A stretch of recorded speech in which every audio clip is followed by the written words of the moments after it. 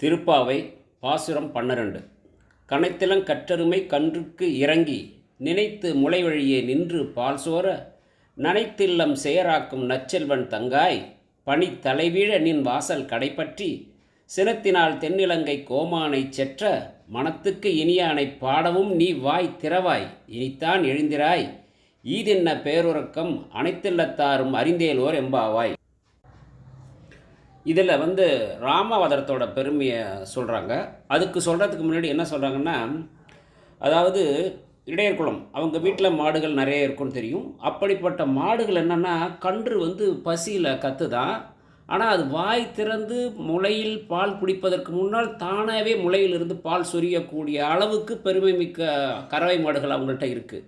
அந்த மாடுகள் சொரிகின்ற பால், கன்றை நினைத்து தானாகவே சொரிகின்ற பால் வீடெல்லாம் சேராக்கிற அளவுக்கு இருக்கான், வாசல்லாம் சேராக்கிற அளவுக்கு பால் பொங்கி வழியுது. அப்படிப்பட்ட மாடுகளை உடைய ஆயன் அவங்க அண்ணனை பற்றி சொல்கிறாங்க. அவர் தங்கையே, நாங்கள் நாராயணன் ராமாவதாரம் எடுத்து ராவணனை அழிச்சாரே, அவனோட அந்த ராமாவதாரத்தின் பெருமையை, அதாவது நேரடியாக நாராயணன் பெருமையை நாங்கள் பாடுறோம். அதை கூட நீ பாடலை, இன்னும் பேசாமல் வேற இருக்க. எல்லா வீடுகளிலும் எல்லாரும் எழுந்துட்டாங்க, நீ மட்டும் இன்னும் உறங்குறியே, இது சரிதானா, இது முறையா, சீக்கிரம் எழுந்துரு அப்படின்னு சொல்கிறாங்க. திருவம்பாவை பதிகம் 12.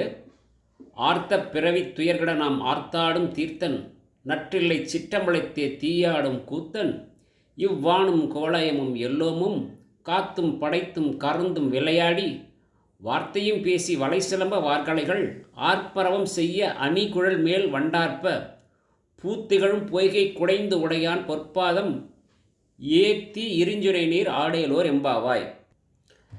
இந்த பதிகத்தில் என்ன சொல்கிறாருன்னா, இப்போது இந்த உலகத்தை விளையாட்டாகவே படைத்து காத்து அழிக்கக்கூடியவன், நம்முடைய பிறவி துயர எளிதில் அறுக்கக்கூடியவன், அப்படிப்பட்ட தில்லையில் நடமாடும் கூத்தனாகிய ஆடல் வல்லானை நாம் நீராடும் இந்த தருணத்திலும் போற்றி பாடியபடியே நீராடுவோம், நீராடுங்கள் அப்படின்னு சொல்கிறார். சிம்பிளாக சொல்லணும்னா, எந்த நிலையிலும் எல்லா நிலையிலும் பொதுவாக போய் கோயிலில் வழிபடுறது மட்டும் இல்லாமல் நாம் எந்த நிலையில் இருந்தாலும் கூத்தனை மறவாமல் வழிபடுங்கள் அப்படின்னு அர்த்தம்.